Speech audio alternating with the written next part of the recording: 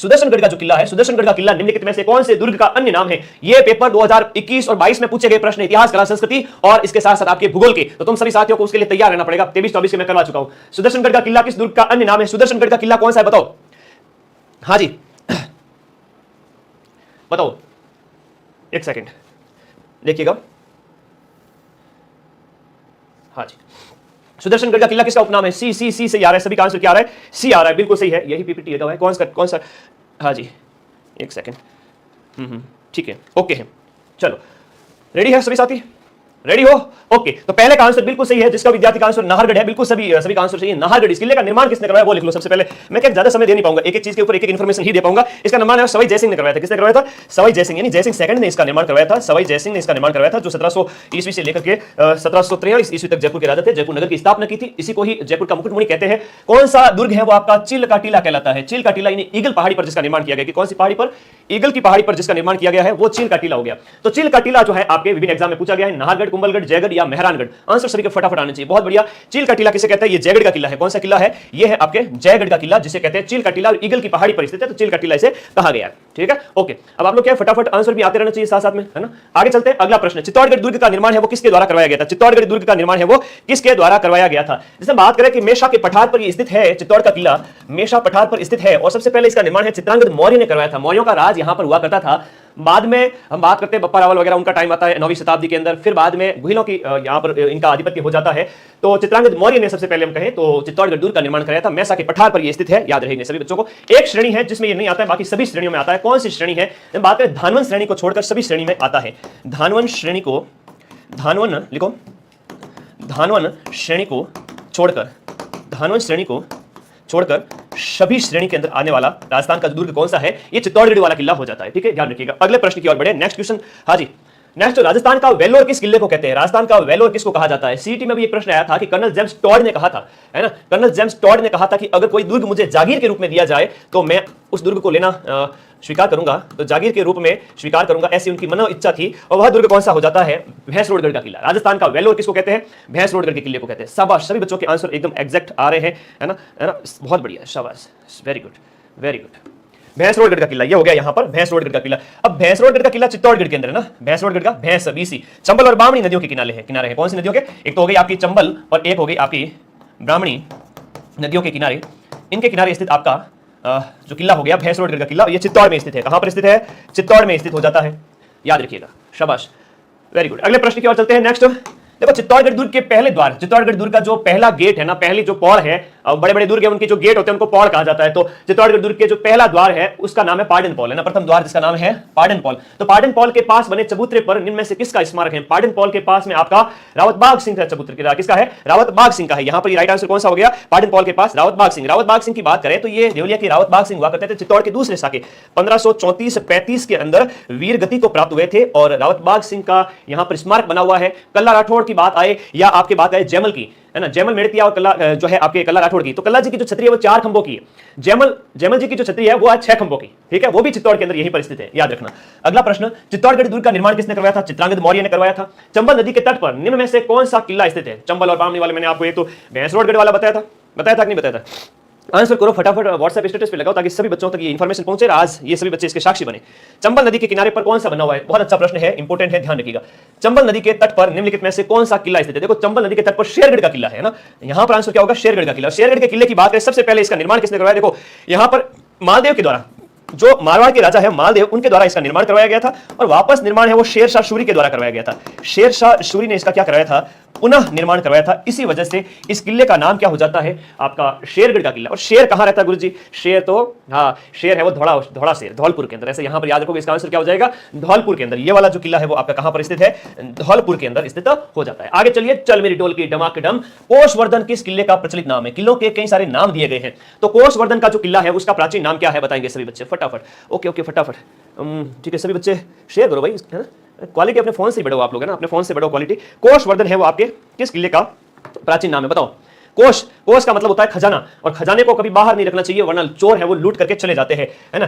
कोषवर्धन का किला किस किले का प्राचीन नाम है बताओ। कोषवर्धन का किला एक शेरगढ़ के अंदर स्थित शेरगढ़ का किला है, उसी का ही नाम कोषवर्धन है। और ये शेरगढ़ का किला कहां पर स्थित है जिसका नाम कोषवर्धन है, ये आपके बारां जिले के अंदर है। ये कौन से जिले के अंदर? बारां जिले के अंदर। वो शेरगढ़ किसमें था? वो धौलपुर के अंदर। तो अलग अलग है इनमें, है ना, यूं डाउट नहीं होना चाहिए आपको, ठीक है। ओके ओके, चलो धन्यवाद।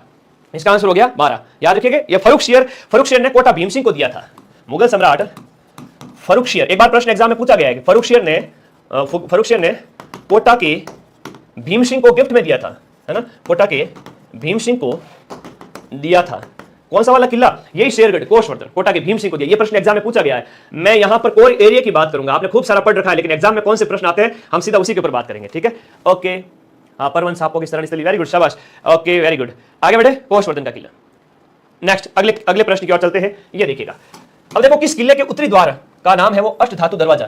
किस किले के उत्तरी द्वार का अष्टधातु दरवाजा 1765 में लाल किले से उतार कर लाया गया। तो भरतपुर के जाट राजा हुआ करते थे, और भरतपुर के जाटों ने, हम इनकी बात करें तो उस समय की बात है, तो ये उतार करके लेके आ गए थे मुगलों से लूट करके लेके आ गए थे लोहागढ़। जो आपका लोहागढ़ का किला है, जो आपका भरतपुर का है, लोहागढ़ का किला भरतपुर, उसमें लगा हुआ है अष्टधातु का दरवाजा। और इस लोहागढ़ दुर्ग के संबंध बात करें, ये जो आपका लगा हुआ है, ये जो आपका अष्टधातु का दरवाजा, ये जवाहर सिंह 1765 में लाए थे, है ना। 1765 ईस्वी में जवाहर सिंह, जाट राजा जवाहर सिंह लाए थे 1765 ईस्वी में लाल किले से अष्टधातु का दरवाजा लूट करके लेके आ गए थे। कहां बैठे पढ़ रहे हो? लाइब्रेरी में पढ़ रहे हो तुम सभी साथी, मजे से, कोई टेंशन नहीं है। आज बिंदास 1000 प्रश्नों का अभ्यास करेंगे।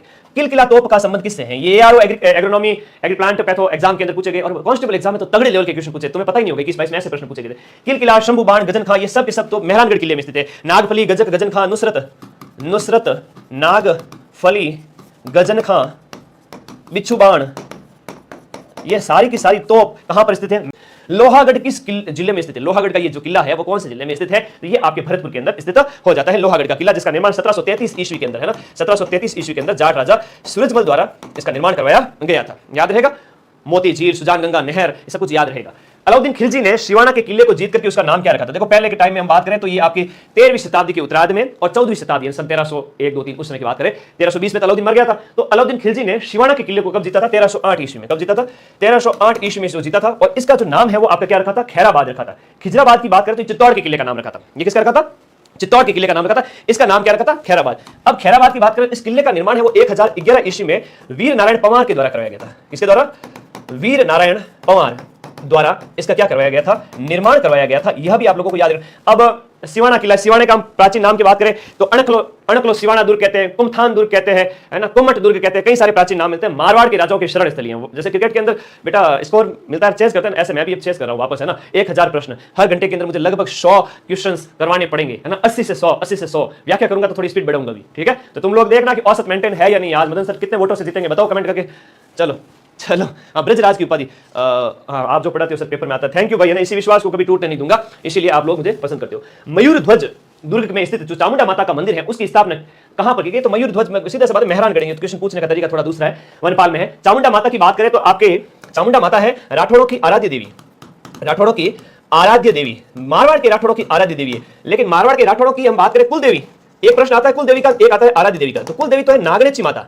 ये नागणेची माता जो है, नागणेची, एक सेकेंड, नागणेची माता जो है बेटा सभी राठौड़ों की कुल देवी हैं। जैसे रोड जाए आपके बीकानेर के हो, मारवाड़ के हो, किशनगढ़ के हो, सबके सभी शाखाओं की कुल देवी नागणेची माता। लेकिन आराध्य देवी बदलती रहती है। जैसे बीकानेर वालों की करणी माता है, आराध्य देवी इनकी अलग है। तो ये चामुंडा माता का मंदिर यहीं पर स्थित है, ठीक है। चामुंडा माता का मंदिर यहीं पर स्थित हो जाता है। ओके, आगे बढ़ते हैं नेक्स्ट अगले प्रश्न की ओर। ये प्रश्न का आंसर कौन बताएगा भाई? बताओ फटाफट बताओ इस क्वेश्चन का answer, back to back. Okay, net कम लगता है, थैंक यू। चलो, बातें नहीं करूंगा बिल्कुल भी, सीधा पढ़ूंगा, बैक टू बैक बातें तुम भी कम किया करो, आंसर पर करो सीधा। अर्थुणा का जो मंडलेसा मंदिर है वो किसके द्वारा बनवाया गया था? अर्थुणा कहां पर? वागड़ के परमाणु की राजधानी हुआ करता था ना।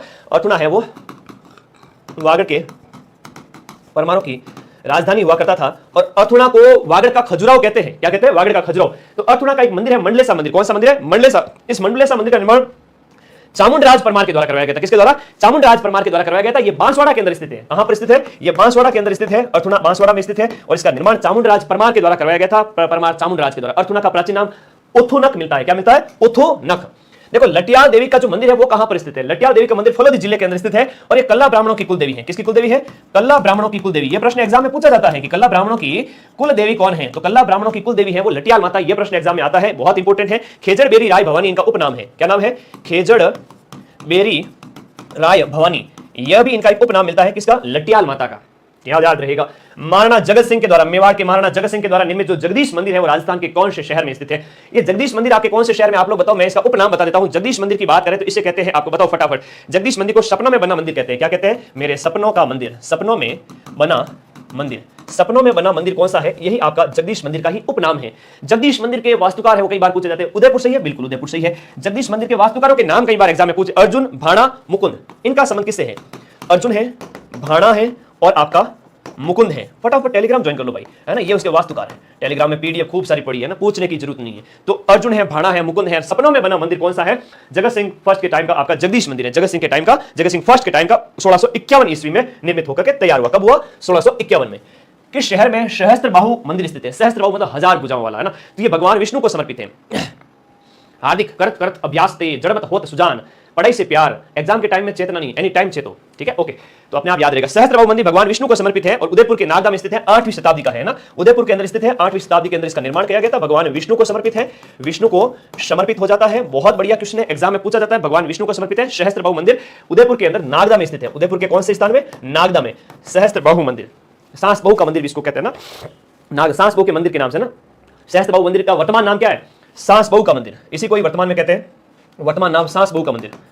सांस बहु का मंदिर। सांस की छोटी बहू के हाथ में, बहू की चोटी सांस के हाथ में, और चोटी है तेरी नागिन जैसी, तो सांस बहु आपस में एक दूसरे को ऐसे कहती है। नागदा उदयपुर, याद रह जाएगा। ओके, बाकी हम एप्लीकेशन में डिटेल में पढ़ना है तो बाकी पढ़ते रहेंगे, यहां डिटेल ऐप में पढ़ लेते हैं यूट्यूब पे। नागदा में स्थित सहस्त्रबाहु मंदिर किसको समर्पित है? भगवान विष्णु को समर्पित है। जेल प्रहरी एग्जाम में पूछा गया और मुझे जेल प्रहरी से याद आ गया, अपना सुनिश्चित करें। तुलजा भवानी माता मंदिर, देखो अपने बात करते हैं तुलजा भवानी जी की। छत्रपति शिवाजी महाराज है ना, छत्रपति शिवाजी महाराज, फटाफट शेयर करो यार, क्या कर रहे हो।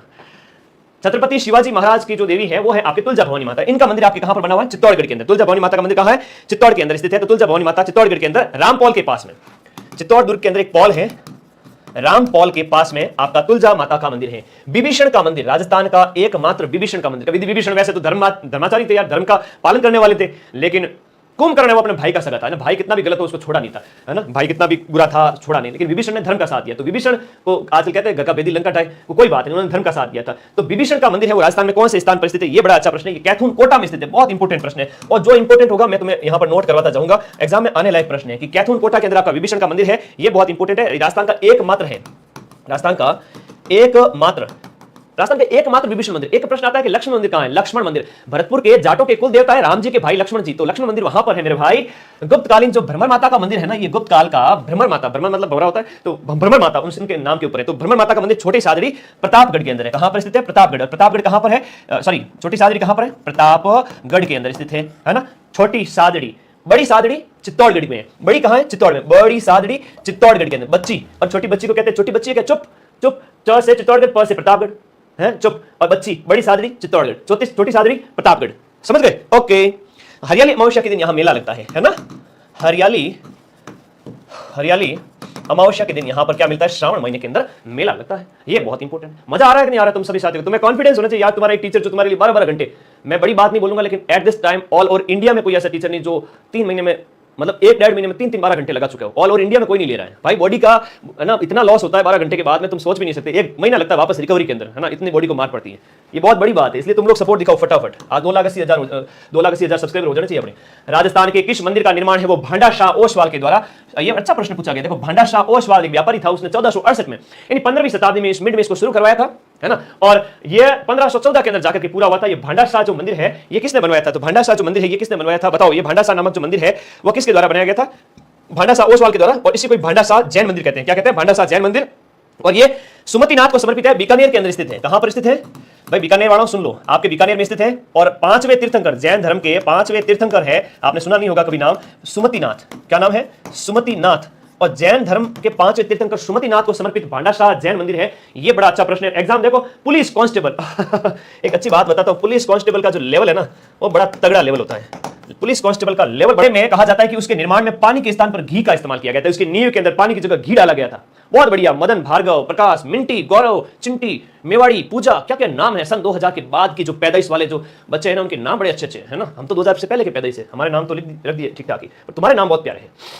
ये भांडाशाह जैन मंदिर जो बीकानेर वाला है, इसी को अंदर घी का मतलब नींव के अंदर घी डाला गया था ना, तो ये भांडाशाह जैन मंदिर है। ये प्रश्न भी आपको थोड़ा याद रखना है। इसके साथ साथ नेक्स्ट देखिएगा अगला, अंबिका माता मंदिर कहां स्थित है। देखो अंबिका माता मंदिर को कहते हैं आपका मेवाड़ का जो जगत अंबिका माता, मेवाड़ का खजुराहो कहते हैं, मेवाड़ का खजुराहो जगत अंबिका माता मंदिर। तो ये आपके कहां हो गया, जगत उदयपुर के अंदर, जगत उदयपुर के अंदर स्थित है अंबिका माता। देखो कितने एग्जाम में पूछा गया, veterinary officer 3rd grade exam के अंदर पूछा गया 2023 में, इतना इंपॉर्टेंट हो जाता है। ओके धन्यवाद, ऐसे ऐसे प्रश्न आते हैं यार, है ना। और कौन सी शैली में बना हुआ है, मेवाड़ का खजुराहो कहलाता है, नागर शैली में बना हुआ है, नागर शैली में। अरे पोती पट पट जग मुआ, सिलेक्शन भयानक हो, PYQ देख लो तुरंत सिलेक्शन होए। काम की बातें बताता हूं, आपने खूब पढ़ रखा है, लेकिन PYQ अगर नहीं निकाले ना तो कोई सिलेक्शन का चांस नहीं है। सिलेक्शन तभी होगा जब ये प्रश्न निकाल के जाओ। और ये CET की तरह नहीं है कि जहां फिक्स क्राइटेरिया, वहां तो पता ही नहीं था कितने क्वेश्चन आएंगे कितने नहीं आएंगे। इसमें फिक्स है, इसमें 50 प्रश्न, एक मतलब 2 भाग, 6 में से 2 भाग राजस्थान जीके के फिक्स है, तो ज्यादा क्वेश्चन आएंगे। CET के भरोसे मत रहना कि सर CET में राजस्थान जीके कम पूछा, यहाँ 50 क्वेश्चन पूछे जाएंगे 150 में से, ठीक है ना। मदन सर है वो 10 में से 9 एग्जाम के अंदर हमेशा सफल होते हैं, ये बात हमेशा याद रखना। 10 में से 1 एग्जाम ऐसा हो सकता है जहां मेरे 70% क्वेश्चन मिले, लेकिन 10 में से 9 एग्जाम ऐसे होते हैं जहां पर मेरे 90% से ज्यादा क्वेश्चन मिलते हैं, और हर बार प्रूफ लेके आता हूं, ठीक है।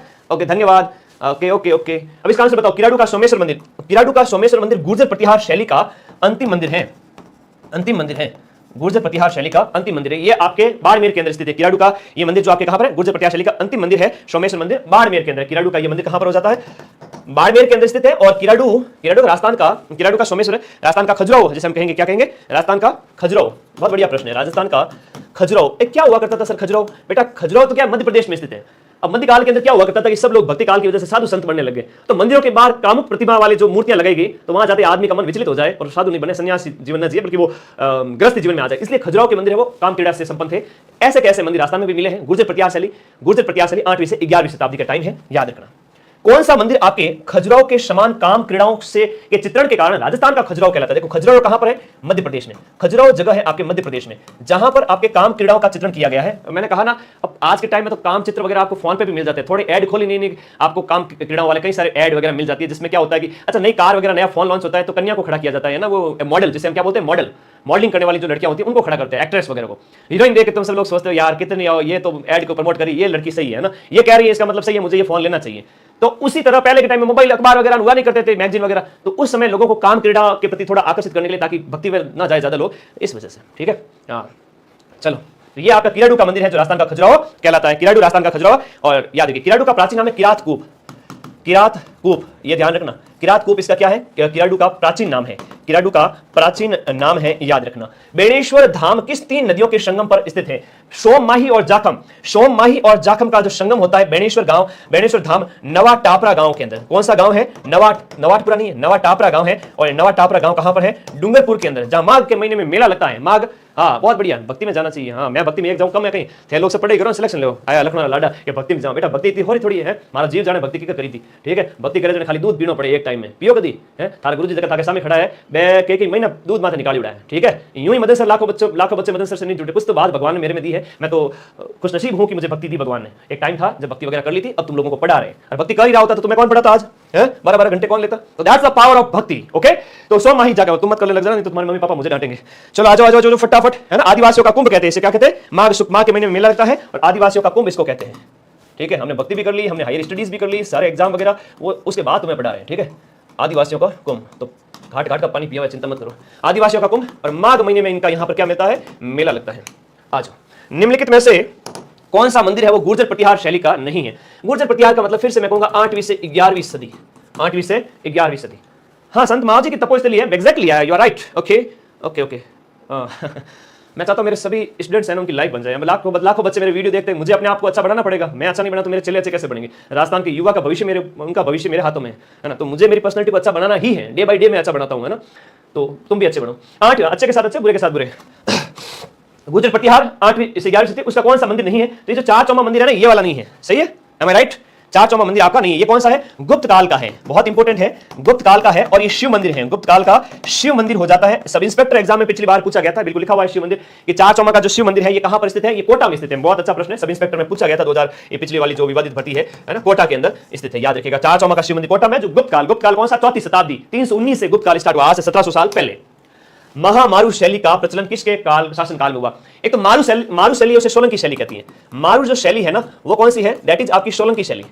ये 11वीं सदी, सोलंकी, ये आपकी 11वीं सदी के बाद की है। 11वीं सदी के बाद की जो शैली है, आज से 1000 साल पहले मारू शैली, सोलंकी शैली। लेकिन महामारू शैली है वो गुर्जर प्रतिहार काल की है। कब की है? महामारू शैली है वो आपके गुर्जर प्रतिहार काल की है। तो महामारू शैली को आप याद रखोगे, ये गुर्जर प्रतिहार कालीन है। जैसे किराडू का मंदिर हो गया, अभी हम बात कर रहे थे, किराडू वाला जो मंदिर है वो गुर्जर प्रतिहार शैली का है। हर्षनाथ है, कुंभ श्याम है ना, हर्षनाथ सीकर वाला हो गया, कुंभ श्याम मंदिर हो गया, कुंभ श्याम मंदिर हो गया, ओशिया के मंदिर हो गए, ओशिया के मंदिर हो गए। ये सब के सब कौन सी शैली के हैं? सर ये गुर्जर प्रतिहार शैली। कई बार प्रश्न आता है एग्जाम में, गुर्जर प्रतिहार शैली को कौन से मंदिर है बताइए, है ना। हर्षद माता मंदिर बहुत इंपॉर्टेंट है, हर्षद माता और गोट मांगलोद वाले, गोट मांगलोद, दधिमती माता मंदिर हो गया, दधिमती और हर्षद माता, हर्षद माता या हर्षद माता दोसा वाला, ये सब के सब कौन से हैं? गुर्जर प्रतिहार। ये प्रश्न आया हुआ है एग्जाम में, लो कर लो बात। और करंट अफेयर्स वाली क्लास तो देख लेते हैं, राजस्थान में पशु परिचय में सबसे हाईएस्ट अपन ही पढ़ा रहे, ठीक है। भले कोई कितने टाइम पहले स्टार्ट हुए हो, लास्ट टाइम में जब तुम रिवीजन के लिए आते हो, मैं पहले कभी नहीं उछलता है ना, जब बच्चों के लिए मुसीबत आती है तभी आता हूं मैं, ठीक है। और तुम मेरे पर हमेशा भरोसा दिखाते हो और मैं प्रूफ भी देता हूं, है ना ऐसे।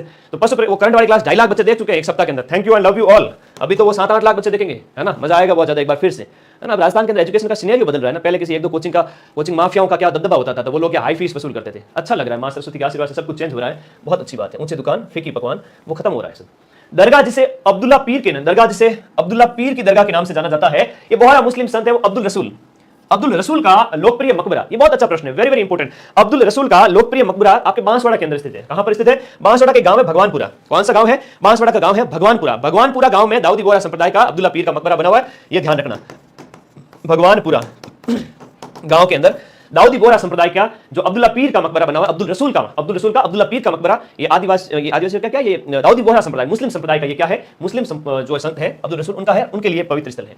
मुसलमान संत है अब्दुल्ला पीर, इनका मकबरा कहां पर है? ये भगवानपुरा बांसवाड़ा के अंदर स्थित है। जेल प्रहरी में पूछा गया था, देखो जेल प्रहरी पिछली बार कैसा पेपर आया था, ये क्वेश्चन भी तुम देख लो ताकि तुम्हें आगे की टाइम एग्जाम में याद रहे सब कुछ। पंजाब शाह का उर्स, देखो मध्यकाल के अंदर 2.5 दिन का उर्स लगता था, है ना।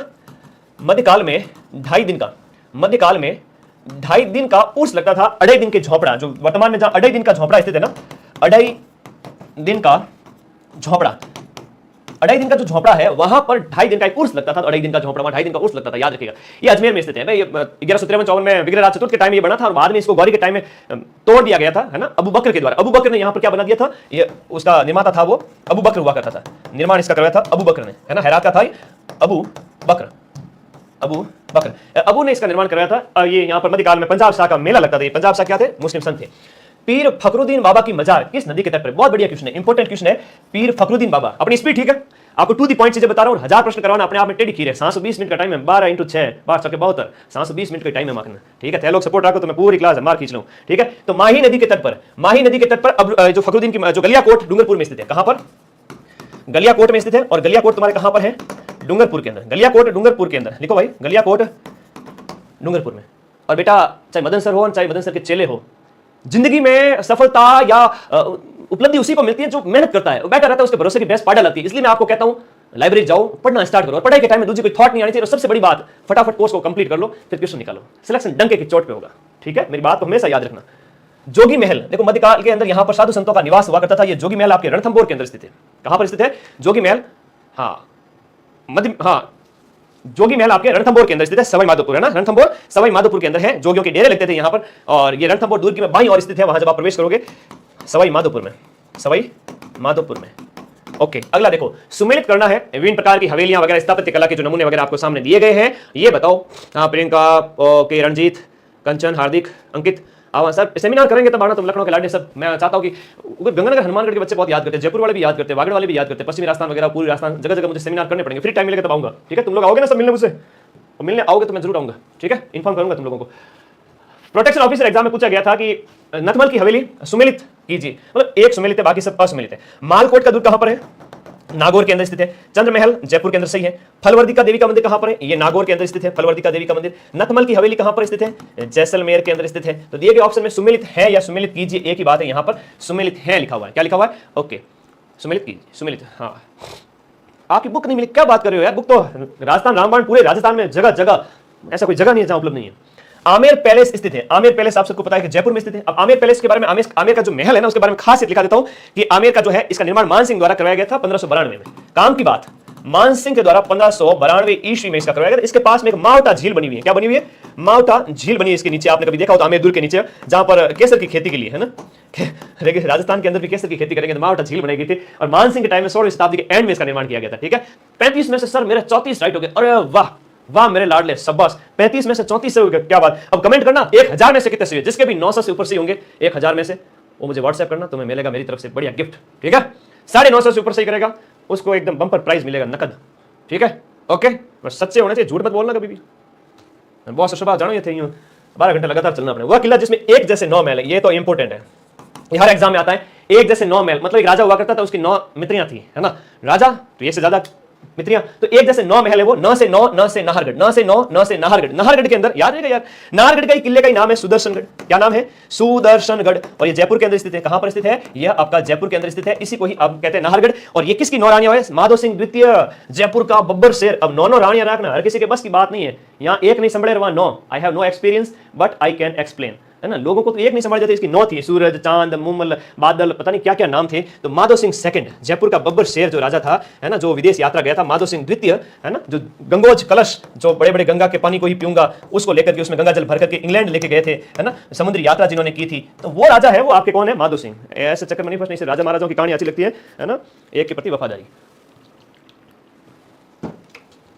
ये राजा था, ठीक है, माधो सिंह, ठीक है।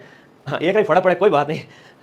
चलो आगे देखो, सूरज, खुशहाल, आनंद, बादल, ऐसे नाम थे उसकी प्रेमिकाओं के। ये राजा महाराजा थे, तो उनकी लाइफ में क्या थे? मजे ही मजे, मजे ही मजे। अपने की लाइफ की बात नहीं, अपने को सिर्फ पढ़ाई करनी है ना, वैसे ये चरित्र की बात नहीं होती है, तुम पढ़ाई पे फोकस करो।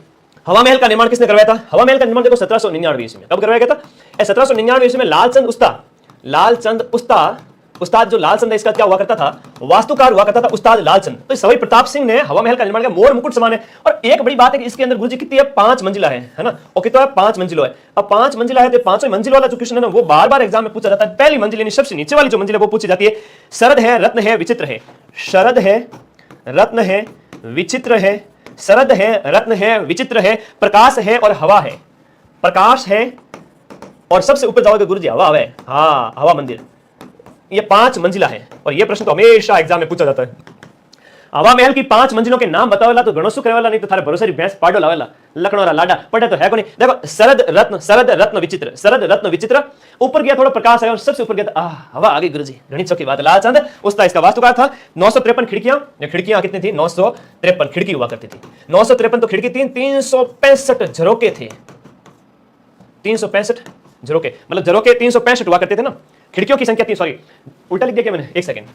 इधर देखो, झरोके क्या होते हैं? जिसमें से लेडीज ऐसे देखती हैं, आपने देखा वो गांव वाली लेडीज जैसे जैसे अपना घूंघट वगैरह निकाल के ऐसे देखती है, तो दूरबीन लगा के, वैसे झरोके होते थे छोटी छोटी खिड़कियों में, पत्थर के वगैरह बड़े। तो झरोके कितने होते हैं? इसमें ज्यादा होंगे, संख्या में झरोके ज्यादा है। अब गुरुजी खिड़की तो बड़ी है, तो खिड़कियों की संख्या तो कम होनी चाहिए। बिल्कुल सही बात है। जिसमें रानियां बैठती थी और खिड़की में से झांकती थी 12 महीना गणगौर देखने के लिए, एनी टाइम, और त्योहार वगैरह देखने के लिए। राजा ने कहा यार रानियां बेचारी अंदर बैठी बैठी, है ना, हालत खराब हो जाए, थोड़ा मनोरंजन हो इनका भी। तो राजा इस वही प्रताप सिंह के टाइम में, ठीक है, ओके। अब ये बताओ मुझे कि पृथ्वीराज की जो 12 खंभों की जो छतरी है ना, पृथ्वीराज, है ना, पृथ्वीराज जो हम बात करें 12 खंभों की छतरी कौन से किले में बनी हुई है ना? उड़ना राजकुमार जिन्हें कहा जाता था। बहुत बढ़िया क्वेश्चन है। उड़ना राजकुमार किसका नाम था? उड़ना राजकुमार। उड़ना राजकुमार का मतलब है कि जो लड़ाई करता था ना, तलवारें यूं चलाए शत्रु दल सोच न पाए, बाहुबली के जैसे ये तलवारें चलाता था, रजनीकांत के जैसे। तो ये उड़ते हुए युद्ध करता था, ऐसा लगता था कि उड़ रहा है, बहुत फुर्तीला था। तो इस वजह से इसको उड़ना राजकुमार कहा गया है। पृथ्वीराज, उड़ना राजकुमार, पृथ्वीराज कहा गया है इसको। तो ये याद रखना। इनकी छतरी है वो आपके राजसमंद जिले के अंदर स्थित है, कुंभलगढ़ का किला, है ना, राजसमंद के अंदर आपके कुंभलगढ़ के किले के अंदर स्थित है इनकी छतरी। याद रहेगा सर, राणा सांगा का भाई था, बिल्कुल उसी टाइम की बात है, ये आप लोगों को याद रखना है।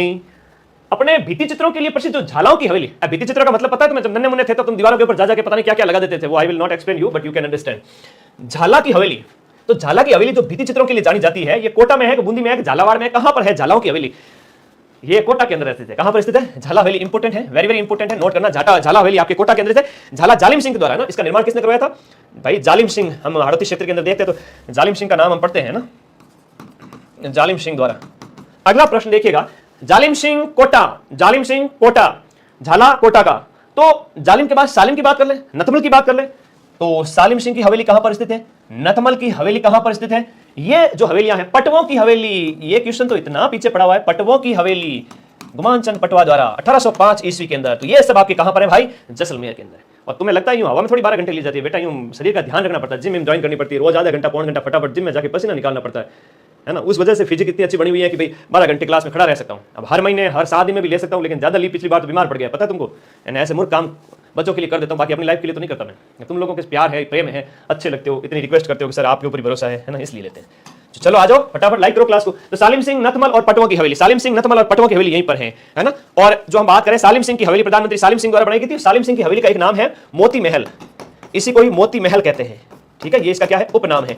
ये पटवा की हवेली का निर्माण गुमान चंद पटवा ने 1805 में इसका निर्माण करवाया था। गुमान चंद पटवा, गुमान चंद पटवा, ओके, अपने बेटों के लिए। पटवा की हवेली कहां पर स्थित है? जैसलमेर में स्थित है, जो गुमान चंद पटवा ने बनाई थी 1805 ईस्वी में अपने नालायक बेटों के लिए। अरे पूत सपूत तो क्यों धन संचय, अरे पूत कपूत तो क्यों धन संचय, मारे गराड़ा तो मैंने यूं कह दिया जा पढ़ लिख, कोई सपोर्ट नहीं रहेगा, लेकिन परिवार वालों के प्रति प्रेम है कि उन्होंने अगर उस समय कहा तो अच्छे के लिए कहा। अगर तुम्हारे घर वाले आज भी तुम्हारे पर भरोसा नहीं करते ना, कोई दिक्कत नहीं, तुम पढ़ो, उसको मोटिवेशन बनाओ, और जिसके माँ बाप उसको बहुत लाड़ प्यार करते हैं वो बच्चा, सचिन तेंदुलकर का बच्चा ही देख लो,